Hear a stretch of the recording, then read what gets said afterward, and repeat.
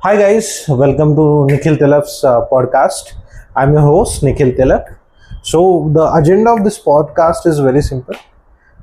We just want to engage with such a people who are already in industry, doing good in industry, and that way they will be transferring their knowledge to upcoming generation. That is you or your kids or anyone which is related to you. So stay tuned to understand what we are discussing in this podcast. So today we have Mrinalini. Yeah, Hello. she has experience of about 6-7 years, and she has been working in IT industry. So the language will not be barrier in this sessions. So we can start with Marathi. Yeah. Yeah. So Mrinalini, you are guest on this show, and this is first podcast. So I welcome you to this podcast. Thank you. So माझा पहिला प्रश्न असा असेल मृणालिनी तुला की like there is audience जे आज तुला पहिल्यांदा पाहतायत किंवा तुझ्याशी पहिल्यांदा इंटरॅक्ट करतायत. सो तुझ्याबद्दल त्यांना तू काय सांगशील की so that they can relate with you. So Mrinalini, आज तू या पॉडकास्टसाठी आलेली आहेस. सो माझा तुला एक प्रश्न राहील सुरुवात या पॉडकास्टची सुरुवात करताना की आज खूप जण तुला या पॉडकास्टमध्ये बघतील. सो त्या सगळ्यांना तुझं इंट्रोडक्शन जर द्यायचं झालं तर तू काय म्हणून देशील? So basically, I'm an IT professional having experience with 6+ years. I'm working as a tester. So me manual testing पण केलेलं आहे, automation testing पण केलेलं आहे, and now I'm working on SAP as an SAP tester.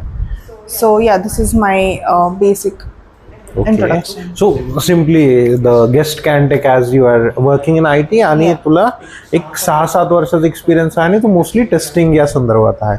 So आपण त्याच्याविषयी तर discuss करूयात, बट त्याच्या आधी मला सांग की तू इंजिनिअरिंग का डिसाईड केलं? What was the purpose behind that? Just basically कसं होतं की आमची बॅच जेव्हा पासआउट झाली 11-12ची, सो सगळ्या पॅरेंट्सचे एक्सपेक्टेशन्स होते की प्रत्येक मुलाला किंवा मुलीला इंजिनियरच बनवायचं. काही जणांचे असतील वेगळे, पण माझ्या घरात तर तेच होतं. माझ्या वडिलांना मला इंजिनियर बनवायचं होतं, सो त्यांनी मला इंजिनिअरिंगला ॲडमिशन घेऊन दिलं. तसं मला विचारायला गेलं तर मला हॉटेल मॅनेजमेंट जास्त आवडलं असतं केलं असतं तर. पण हां, आत्ता पण मी चांगलंच करते, असं काही नाही की वाईट काही चालू आहे. सो म्हणजे मी माझ्या घरच्यांना मला डॉक्टर किंवा इतर फील्डमध्ये पण म्हणजे they were open to that, पण मी स्वतः ठरवलं की नाही आपण इंजिनिअरिंग करूया, कारण की माझा मोठा दादा पण इंजिनियर आहे. So that way I decided. But yeah again it was my own decision. आपल्या वेळेस 2च ऑप्शन्स होते, जास्त करून 3च ऑप्शन्स होते. आयदर इंजिनिअरिंग, डॉक्टर किंवा मग CA. हा, मोस्टली CA ला पण भरपूर जण गेले. सो जस्ट फॅक्ट की भारतामध्ये दरवर्षी around 20 lakh students appear for JEE mains, आणि त्यातनं मग JEE ॲडव्हान्सला जातात, आणि त्यातनं मग साधारण 18,000 IITs मध्ये सीट्स आहेत, त्याला विद्यार्थी जातात. सो प्रत्येकाचं एक एम राहतं की IITian बनायचं, and they try to do that. So तू असं काही विचार केला की just engineering was a aim, मग 11वी-12वी मॅथ्स केलं आणि मग जे कॉलेज भेटलं? How was your college searching journey? असं काही नाहीये. एकतर मी सेमी इंग्लिशमधून 10वी पर्यंत केलं. 11वी माझं ऑलमोस्ट सेमी इंग्लिशच होतं. नावाला फक्त ते कॉलेज इंग्लिश मीडियम होतं, पण शिक्षण वगैरे जे काही घेतलं ते सेमी इंग्लिशमधूनच घेतलं. सो त्याच्या हेतूने बघता असं काही डिसाइडेड नव्हतं पहिल्यापासून. जसं जसं पप्पांनी गाईड करत गेलं, कारण दुसरं कोणी नव्हतं गायडन्ससाठी, फक्त माझे वडीलच होते. एक साधारण लॅक ऑफ गायडन्स आणि वडिलांकडून जितकं नॉलेज भेटलं त्याच्यावर you did choose engineering. That's a great. So IT was decided और डाऊन द लाईन ज्यावेळेस कॉलेज सर्च? IT म्हणजे कम्प्युटर हे फिक्स्ड होतं आमचं की आम्हाला कम्प्युटर इंजिनिअरिंगलाच घ्यायचंय, पण कम्प्युटर इंजिनिअरिंगला माझा पॉइंटर थोडासा कमी होता, आणि त्याच्यामुळे कम्प्युटर इंजिनिअरिंगचं तर मला ॲडमिशन मिळाले नाही, पण ITs मध्ये मिळालं. आणि तेव्हा असं होतं की 1-2च बॅच ITच्या झाल्या होत्या, आणि नवीनच होतं IT सेक्टर, म्हणजे IT हे डोमेन फील्डच त्यावेळी इंट्रोड्यूस नवीन केलेली. होतं. बरोबर. तर त्याच्यामुळे मग ITला मिळतंय, सिलेबस पण ऑलमोस्ट सेमच आहे. सो मग पप्पा बोलले घेऊन टाक, म्हणून सो घेतलं. आज जे मुलं आहेत जे स्ट्रगल करतात की मी कम्प्युटर घ्यावं, IT घ्यावं, नवीन आता रोबोटिक्स आली आहे, AIML आर्टिफिशियल इंटेलिजन्स आणि मशीन लर्निंग ही एक नवीन ब्रँच चालू केलेली आहे. सो या सगळ्या ब्रँच ऑलमोस्ट सिमिलर आहेत. सो जो एक स्ट्रगल करतो they can opt for any of this batch, right? म्हणजे आता तू 6 वर्ष झालं करतेस, मागच्या 2 वर्षांपूर्वी ह्या बॅचेस इंट्रोड्यूस झालेल्या, तर आज तुझ्याकडे जे काही ज्युनियर फ्लो वगैरे आहे तो या बॅचचा पण साधारण येतो, या स्ट्रीमचा पण येतो की नाही? The question is very simple की IT मध्ये ज्यावेळेस जर एखादा जॉब साठी विद्यार्थी येतो जो फ्रेशर असतो, तो त्याचं काही सेग्रिगेशन असतं की तो याच ब्रँडचा असायला पाहिजे किंवा that really doesn't matter, anyone can with knowledge can enter into IT? What's your opinion? तसं पहिले होतं, एक अर्ली 2020s तसं होतं, पण आफ्टर 2020 तसं काही राहिलेलं नाहीये. अगदी जर तुमचं एमच असेल IT सेक्टरमध्येच तुम्हाला जॉब करायचा असेल, तर तुम्ही कोणत्याही डिपार्टमेंटचे असू दे, कोणत्या पण डोमेनचे असू दे, तुम्हाला एक प्रॉपरली त्याच्यामध्ये इन करता आलं पाहिजे. आणि मग त्याच्यानंतर सगळं इझी होऊन जातं. आपण जॉबवर डिस्कस करूया, but let's head back. So how was your engineering college? कॉलेजची लाईफ कशी होती? Was it a private, autonomous और government? How was your college? माझी कॉलेजची लाईफ चांगलीच होती, कारण माझं कॉलेज प्रायव्हेट होतं. आम्ही खूप सारे कष्ट केले, मग त्याच्यानंतर ते ऑटोनॉमसमध्ये कन्वर्ट झालं. पण कॉलेज चांगलं होतं, टीचर्स चांगले होते आणि खूप जास्त स्ट्रिक्ट असल्यामुळे लेक्चर्स करावेच लागायचे, ऑप्शनच नव्हता त्याला. दुसरी गोष्ट म्हणजे जे पण कॉलेजमध्ये शिकलो त्याचा जॉबशी काहीही संबंध आलेला नाही आहे माझा. म्हणजे कॉलेजचा सिलेबस कोणासाठी आहे? जे डेव्हलपर्स बनतात, फक्त डेव्हलपर्सवरतीच फोकस केलेलं आहे. आणि थोडंफार जे मशीन लर्निंग वगैरे त्या गोष्टीत कॉलेजनी फोकस केलेला असतो. किंवा जे पण आपली युनिव्हर्सिटी असते त्या लोकांनी फक्त त्याच मेन डोमेन्सवरती फोकस केलेला असतो. बाकी टेस्टिंगचं म्हणाल तर मग मला नंतरच जाऊन समजलं की एक बेसिक अंडरस्टँडिंग असते तिथे दिलेली, की मॅन्युअल टेस्टिंग काय असतं, कसं करायचं असतं, काय काय गोष्टी त्याच्यामध्ये येतात. तो हे बेसिक जे पण नॉलेज आहे ते त्याच्यात देतात लास्ट इयरला म्हणा, थर्ड इयरला. पण ॲक्च्युअलमध्ये काय करायचं असतं हे तुम्हाला आत जाऊन कंपनीमध्ये जाऊनच कळतं. म्हणजे engineering is all about practical studies असं म्हणलं जातं, किंवा असं आहे सुद्धा. भारतामध्ये भरपूर असे इन्स्टिट्यूट्स आहेत जे आता खूप प्रॅक्टिकल ओरिएंटेड झालेले आहेत. सो तुमचे काही प्रॅक्टिकल्स होत असतील, where those practical focused on real life things और it was kind of bookish? So how was your experience? It was completely bookish. असं हॅलो वर्ल्ड, सगळं कोडिंग होतं. त्यात पण C++, म्हणजे आता तरी जास्त करून लँग्वेजेस सिलेबसमध्ये ऍड झाल्यात, पण तेव्हा C++, पायथन आणि मशीन लर्निंग ह्या 4च लँग्वेजेस होत्या. पायथन पण एकदम थोडं म्हणजे असं इंट्रोडक्शनसाठी होतं फक्त. आणि जो आम्ही प्रोजेक्ट केला त्याच्यामध्ये आम्ही पायथन वगैरे तर काही यूज नाही केलं, पण जावास्क्रिप्ट यूज केलं. सो HTML जावास्क्रिप्ट हे तर कोणीच विचारत नाही, कोणीच शिकवत नाही in the sense.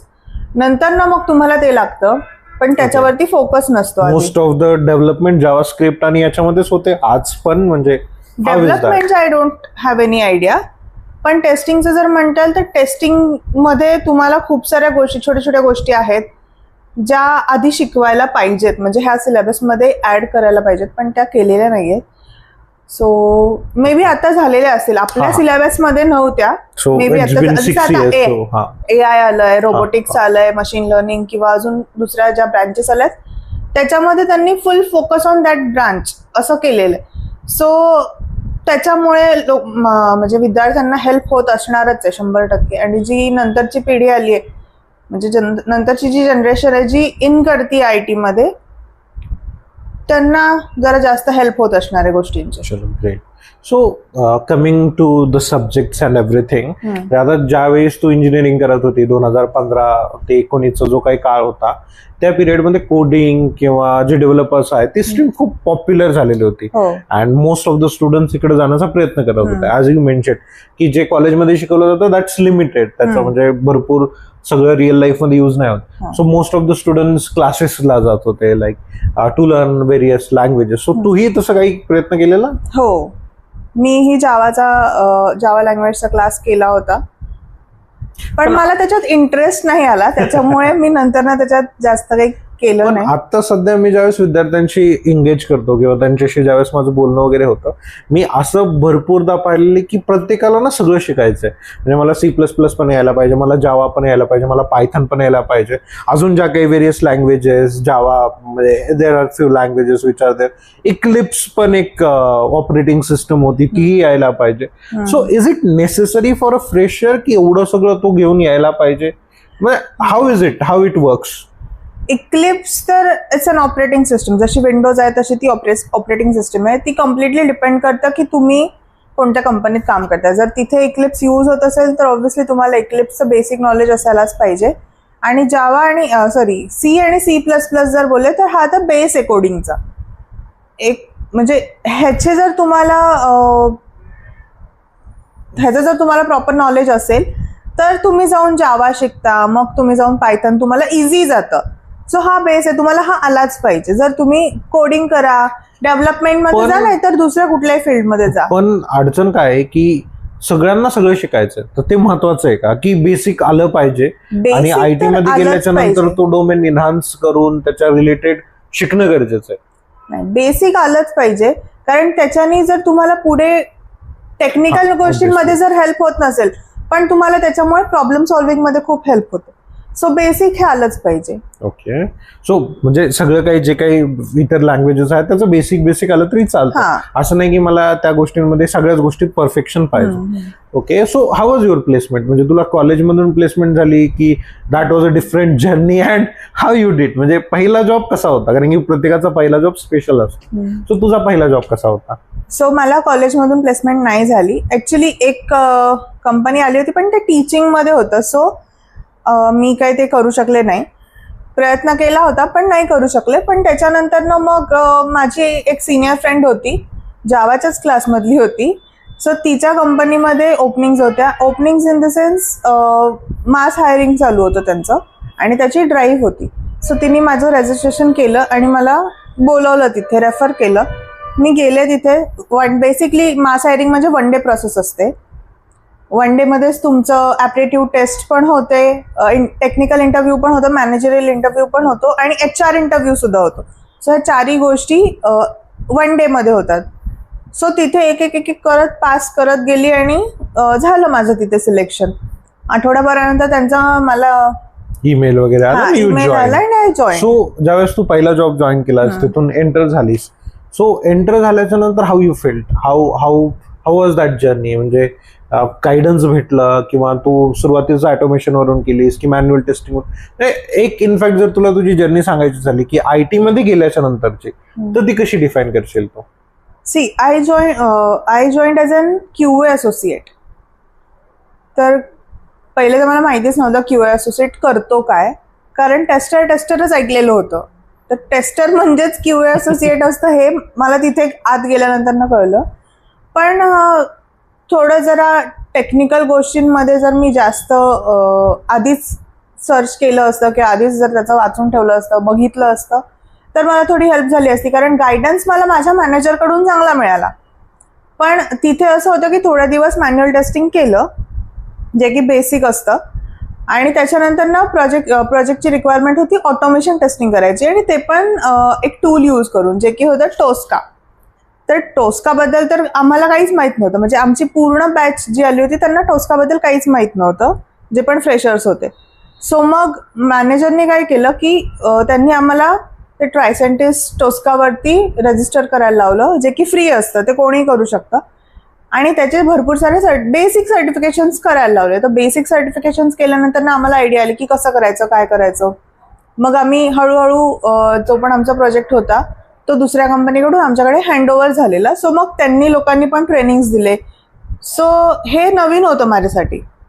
Manual testing पण नवीन होतं आणि ऑटोमेशन टेस्टिंग पण नवीन होतं. सो हा तुझा एक लर्निंग कर्व आहे जो इनिशियली स्टार्ट झाला. सो तो अजूनही चालू आहे, अजूनही नवीन गोष्टी शिकत राहते की यू आर स्टॅग्नंट की मी जे करते त्याच्यावरच मी करणार? नाही, अजूनही मी लर्निंग करतच असते. कारण मी आता सध्या काम करते SAP टेस्टिंगवरती. सो SAP मला तसं 2 वर्ष मी झालं काम करते याच्यावरती, पण SAPचं टेस्टिंग करणं खूप वेगळं आहे आणि SAP ॲक्च्युअलमध्ये लर्न करणं खूप वेगळं आहे.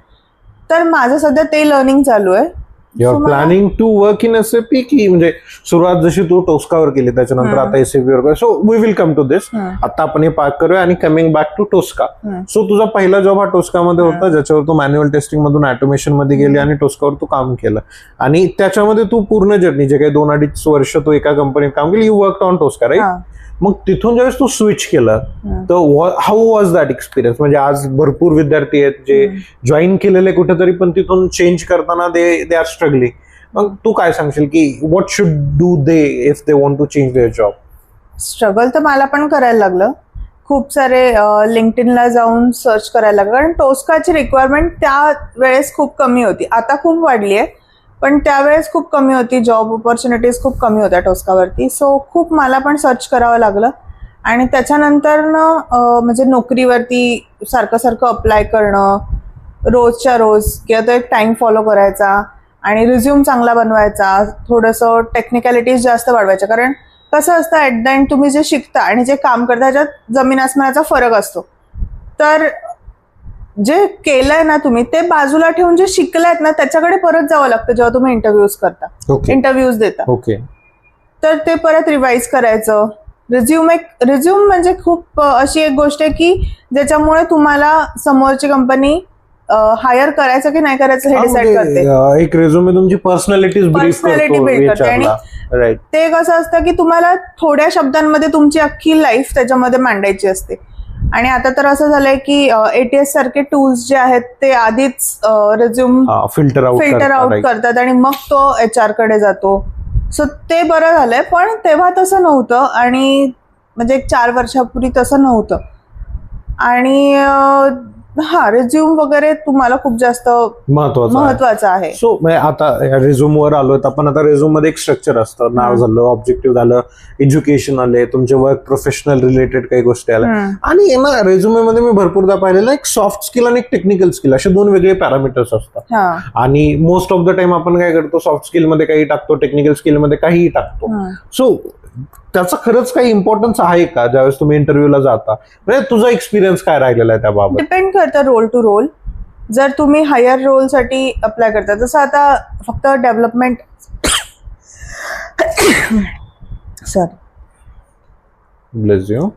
जसं आता डेव्हलपर आणि टेस्टर हे 2च रोल नाही आहेत ना, भरपूर सारे बाकीचे पण रोल आहेत. जसं BA झालं, प्रोडक्ट ओनर झालं, मॅनेजर रोल झाला. तर ह्या लोकांना म्हणजे किंवा ह्या रोलला असं असतं की सॉफ्ट स्किल खूप जास्त इम्पॉर्टंट असतं रादर दॅन टेक्निकल स्किल्स. तर त्यांच्यासाठी किंवा त्यांच्या ह्याच्यासाठी ते इम्पॉर्टंटच आहे. पण बेस रोलला पण म्हणजे डेव्हलपरसाठी, टेस्टरसाठी पण ते इम्पॉर्टंट आहे. कारण त्याच्यामुळे तुमची पर्सनॅलिटी समजते की तुम्ही कसं बिहेव करता, ह्याच्यावरूनच तुमची पर्सनॅलिटी समजते. राईट. आणि आज म्हणजे लँग्वेज इज अ बॅरियर, किंवा लँग्वेजवर भरपूर चर्चा होते की मला ही लँग्वेज येत असेल, मला म्हणजे मराठी, इंग्लिश आणि हिंदी बद्दल चर्चा करतोय मी. आणि आज कॉर्पोरेटमध्ये बघितलं तर English is a primary language. So काय त्याचं कारण आहे? What do you think? म्हणजे इंग्लिश असायला पाहिजे प्रायमरी लँग्वेज, की डू यू थिंक की alternative language can also work? Just a perspective, nothing else. Primary language तर इंग्लिशच असायला पाहिजे. कारण जे पण तुमचे क्लायंट्स असतात ते काहीच कंपन्यांचे क्लायंट्स जे असतात ते इंडियन असतात, पण मेजरली ते आउट ऑफ इंडियावालेच असतात. English is a common language, so ती वाईडली यूज केली जाते. त्याच्यामुळेच ती वाईडली यूज केली जाते. आणि असं म्हणाल तर म्हणजे तुमचा एखादा ग्रुप झाला तर जसं तुम्ही, मी किंवा अजून आपल्यामध्ये 2-4 मित्र आहेत, तर आपण आपल्या रिजनल लँग्वेज मध्ये आपण बोलणारच. म्हणजे असं काही बॅरियर नाही कंपनीमध्ये लँग्वेज. पण जेव्हा आपण हायर अथॉरिटी सोबत जेव्हा बोलत असतो, मॅनेजर सोबत झालं, हायर मॅनेजमेंट सोबत, तर मग तेव्हा आपण इंग्लिशच यूज करायला पाहिजे. नॉर्मली मीटिंग्समध्ये पण इंग्लिश लँग्वेजच यूज होते. काही अपडेट द्यायचं असेल तर इंग्लिशमध्येच देतात. फक्त जेव्हा आपण गप्पा मारतो ना, एक टी ब्रेकला गेलो वगैरे, म्हणजे जो विद्यार्थी येतो, you should have a command on English. Not that की खूप चांगली, पण ऍटलिस्ट जे तू विचार करतोय ते तुला सांगण्यापुरती तरी तुला इंग्लिश यायला पाहिजे, just at a entry level, right? Okay, चलो ग्रेट. सो मृणालीने आता म्हणजे ज्यावेळेस तू सोडलं त्याच्यानंतर तू दुसरी कंपनी जॉईन केली, सो परत तिथे इन्व्हायरमेंटल चेंज, सगळे चेंजेस आले. आणि त्यावेळी पण तू टोस्कावरच काम करत होती की you started with new thing? नाही, त्यावेळी पण ऍक्च्युली मी आता जिथे काम करते ती माझी 4थी कंपनी आहे. तर 4 पैकी मी 3 कंपन्यांमध्ये टोस्कावरच काम केलेलं आहे. आणि आता ही 4थी आहे की जी मी न्यू स्टार्ट केली आहे. म्हणजे एकदम माझ्या लाईफची पण न्यू स्टार्टच आहे. भले मी डिग्रेड झाली आहे मॅन्युअल टेस्टिंग वरती, पण माझं ते कमांड राहणार आहे त्याच्यावरती की मीच मॅन्युअल टेस्टिंग करणार आहे, मीच ऑटोमेशन टेस्टिंग करणार आहे. सो मला एंड टू एंड गोष्टी त्या प्रोजेक्टच्या माहीत होणार आहेत. त्याच्यामुळे मी स्वतःला डिग्रेड केलं, अपग्रेड करण्यासाठीच. पण बाकी 3 कंपन्यांमध्ये मी टोस्का ऑटोमेशन वरतीच काम करत होते. सो मला बेसिकली 5+ इयर्सचा एक्सपिरियन्स तर टोस्कावरच आहे. आणि जेव्हा चेंज असं म्हणताल तर एन्व्हायरमेंटल चेंज होतं, पण करोनामुळे वर्क फ्रॉम होम होतं. त्याच्यामुळे चेंजचा असा काही संबंध आला नाही. पण गोष्टी असतात काही ज्या इंटरनल असतात, म्हणजे मॅनेजरचं बिहेवियर झालं किंवा एखाद्या कलिगचं बिहेवियर झालं तर ते खूप जास्त इम्पॅक्ट करतं तुमच्या प्रोजेक्टला सुद्धा किंवा तुमच्या रेग्युलर ड्युटीजला. सो हां. सो आता साधारण जसं तू म्हणली की तुला एक 5+ years ऑफ एक्सपिरियन्स टोस्कामध्ये आहे. आता नवीन जिथे तू चालू केलेला आता ऑलमोस्ट 1.5 वर्षाचा एक्सपिरियन्स तुला SAP वर पण होत आलेला आहे. डाऊन द लाईन तू म्हणजे 1-2-3 प्रोजेक्टची पूर्ण लाईफ सायकल बघितलेली आहे. So as a entry level जर कोणी एंट्री करतंय किंवा एक एक्सपिरियन्स्ड पण आहे जो IT मध्ये ऑलरेडी वर्क करतोय, पण त्यांना त्या डोमेनमध्ये काम नाही करायचं, त्यांना दुसरीकडे काहीतरी करायचं किंवा दुसऱ्या डोमेनला जायचंय, डोमेन शिफ्ट करायचंय म्हण किंवा डेझिग्नेशन शिफ्ट करायचंय म्हण, तर हे 2 वेगवेगळे क्वेश्चन असतील. पहिले तुम्हाला सांग की जर एखादा फ्रेशर IT मध्ये एंटर करतो तर त्याच्यासाठी कोणकोणते रोल्स आहेत? कारण की जसं तू सांगितलं कॉलेजमध्ये फक्त डेव्हलपर्स फोकस्ड आहे, टेस्टिंग तुला नंतर कळेल. तर असे काही रूल्स आहेत का की ऍज अ फ्रेशर मी त्या रोल्सकडे बघून मी त्या रोलसाठी अभ्यास करून किंवा त्या रोलसाठी मी अप्लाय करेल? हां, मी तरी सजेस्ट करेल डेव्हलपर्ससाठीच तुम्ही फुल फोकसमध्ये राहा. पण जर ज्यांना माझ्यासारखे काही लोक असतात ज्यांना डेव्हलपमेंट आवडत नाही किंवा डेव्हलपर बनायला आवडत नाही किंवा इंटरेस्ट नसतो, तर त्या लोकांसाठी टेस्टर एक आहे ज्याचं कम्युनिकेशन स्किल चांगलं आहे. त्यांच्यासाठी BA एक ऑप्शन आहे बिझनेस अनालिस्टचा. प्रॉडक्ट ओनरचा ऑप्शन आहे. त्याच्यानंतर डेव्हलपर्समध्ये पण तुम्ही फंक्शनल डेव्हलपर्स बनू शकतात, नॉन फंक्शनल डेव्हलपर्स बनू शकतात. त्यात पण भरपूर कॅटेगरीज BA मध्ये पण आहे, BA मध्ये पण आहे फंक्शनल BA. मला वाटतं टेस्टिंग मध्ये पण आहे, तुम्ही फंक्शनल टेस्टर की टेक्निकल टेस्टर. सो टेक्निकल आणि फंक्शनल आहे, इक्वल आहे. आणि समजा मी आज जसं तू टेस्टर म्हणून काम करते तसं तू टेस्टर आहे, पण तुला आता इथून चेंज करायचं, डोमेन चेंज करायचं, तुला टेस्टर ऐवजी BA बनायचंय, तर तू बनवू शकते का? त्याच्यासाठी तुला काय वेगळा स्किल सेट लागेल? वेगळा स्किल सेट असं काही लागणार नाही. कम्युनिकेशन चांगलं आहे तर मी आरामात जाऊ शकते. आणि दुसरी गोष्ट, मला आता 5 वर्षाचा एक्सपिरियन्स आलाय की माझ्याकडे एक्सपिरियन्स आहे. सो माझ्याकडे तो प्लस पॉईंट आहे की मला एंड टू एंड प्रोसेस माहिती आहे, प्रोजेक्टची काय आहे काय नाही आहे, लाईफ सायकल मी बघितलंय. सो मी आरामात BA बनवू शकते. कारण BA काय करतो की जो पण बिझनेस लीडर असो किंवा प्रॉडक्ट ओनर म्हणूया आपण, प्रॉडक्ट ओनर आणि तुमची डेव्हलपर टीम असते, स्टेक होल्डर्स जे आहेत ते स्टेक होल्डर्स आणि जी तुमची इंटरनल टीम आहे त्यांच्यातला तो दुवा म्हणू शकतो आपण. So medium of transferring knowledge आहे. सो त्याही ऑप्शनला जाऊ शकता. सो आता ऑटोमेशन, मॅन्युअल टेस्टिंग झालं. जर म्हणजे आज जसं कॉलेजच्या विद्यार्थ्यांना फक्त एकच गोष्ट माहिती आहे की डेव्हलपर येऊन कोड करतो, टेस्टर काय करतो? जर एक सिम्प्लिफाईड वर्ड्स मध्ये सांगायचं असेल, व्हॉट टेस्टर डू? जो डेव्हलपरने कोड केलेला आहे, समज तो कोड आहे एवढेसा आणि तो टेस्ट करतो, प्रोडक्शनमध्ये जायच्या आधी तो टेस्ट करतो आणि तो तेवढाच कोड टेस्ट करतो. पण आपल्याला काय बघायचं असं, म्हणजे ॲज अ टेस्टर आपल्याला हे बघायचं असं की ह्या कोडमुळे बाकी गोष्टींवरती काय इम्पॅक्ट होतोय, हा कोड व्यवस्थित चालतोय की नाही ते पण बघायचं आहे आणि त्याच्यामुळे बाकी गोष्टींवरती किती इम्पॅक्ट होतोय आणि कुठला इम्पॅक्ट होतोय, काही बग्स निघतायत का ते बघायचं. आता बग्स आणि डिफेक्ट हे सेमच आहे, असं काही फरक नाही आहे त्याच्यामध्ये. पण काही डिफेक्ट्स निघतायत का किंवा त्याच्यामध्ये काही रिक्वायरमेंट चेंजेस आहेत का ते बघायचं. रिक्वायरमेंट चेंजेस वगैरे हे सगळ्या गोष्टी हँडल करणं हे BAचं काम असतं. सो आपण we will report back to BA. पण ह्या सगळ्या गोष्टी चेक करणं, एखादा कॉलम मिसिंग आहे का, नाव बरोबर दिलंय का, ज्या पण रिक्वायरमेंट्स आहेत टेस्टर्सनी टेस्ट करायला पाहिजे, ते एक्सपेक्टेड रिक्वायरमेंट्स ज्या आहेत ते आपण बघतो आणि त्याचे प्रूफ्स अटॅच करतो की हो बाबा मी हे केलेलं आहे चेक, जेणेकरून पुढे ते फायरबॅक नको व्हायला. आणि जेव्हा डिफेक्ट्स आपण क्रिएट करतो, एखादा डिफेक्ट येतो, एखादा कॉलम मिसिंग आहे बाबा, तर आपण त्याचंही प्रूफ अटॅच करतो जेव्हा डिफेक्ट ट्रेस करतो. तर होल अँड सोल रिस्पॉन्सिबिलिटी त्याची टेस्टरचीच असते.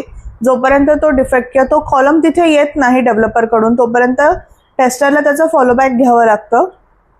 जेव्हा तो डिफेक्ट क्लोज होतो आणि डेव्हलपरकडून डेव्हलपरची डेव्हलपमेंट कंप्लीट होते, तेव्हा सुद्धा तुम्ही तो कोड परत एकदा चेक करता, म्हणजे ती टेस्टिंग प्रोसेस पूर्ण चेक करता आणि मगच तुम्ही जाऊन तो क्लोज करता. सो आता म्हणजे साधारण ह्या सगळ्या एक्सपिरियन्स मधून जर तुला एक आउटकम द्यायचं राहिलं की विद्यार्थ्यांनी कोणत्या नवीन टूल्स शिकायला पाहिजेत किंवा कोणते नवीन सॉफ्टवेअर्स आहेत ज्याचा हँड्स ऑन एक्सपिरियन्स घ्यायला पाहिजे. कारण की आज काय होतंय ना की ॲज अ टेस्टर किंवा ॲज अ BA तुम्हाला काम खूप कमी आहे, म्हणजे कमी नाही म्हणता येणार, पण तुम्ही पर्टिक्युलर डोमेन लाईनमध्येच काम करता, तुम्ही त्याच्या संदर्भातल्याच गोष्टी करता. ज्यावेळेस बाहेर विद्यार्थी क्लासेसला जातात किंवा लर्निंग कर्वसाठी जातात तर त्यांना तिथे भरपूर सगळ्या गोष्टी शिकवल्या जातात, विच आई फ्रँकली स्पीकिंग मला ते वाटतं की हे खूप जास्त आहे. म्हणजे जितकं प्रोफेशनल लाईफमध्ये किंवा प्रोफेशनल जर्नीमध्ये मी पण पाहिलेलं की एका पर्टिक्युलर डोमेनला घेऊन सगळेजण काम करतात. म्हणजे जसं आता तू SAP मध्ये काम करतेस तर इथून पुढे जर तुला झालं तर तू SAP मध्येच कंटिन्यू करणार आहे किंवा तू SAP मधून दुसऱ्याकडे, पण जेव्हा तू SAP काम करतेस तेव्हा त्याच्याच संदर्भातलं तू नॉलेज घेतेस, राईट?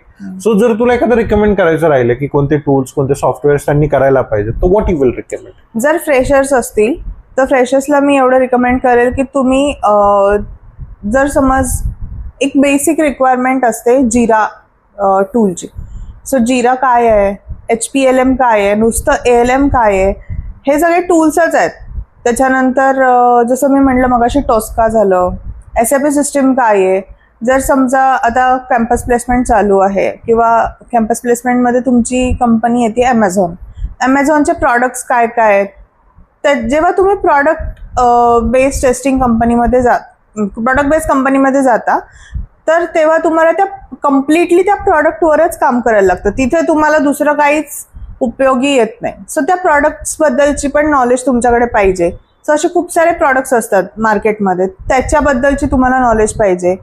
सो हे बेसिक टूल्स म्हणू शकत नाही आपण प्रॉडक्ट्सचं, पण हां जर तुम्ही यूट्यूबला ChatGPTला किंवा AI यूज केलं त्याच्यासाठी तर तुम्हाला खूप सारी इन्फॉर्मेशन मिळून जाईल. सो तो आता AIचा विषय काढलेलाच आहे, त्याच्यावर मी येणारच होतो.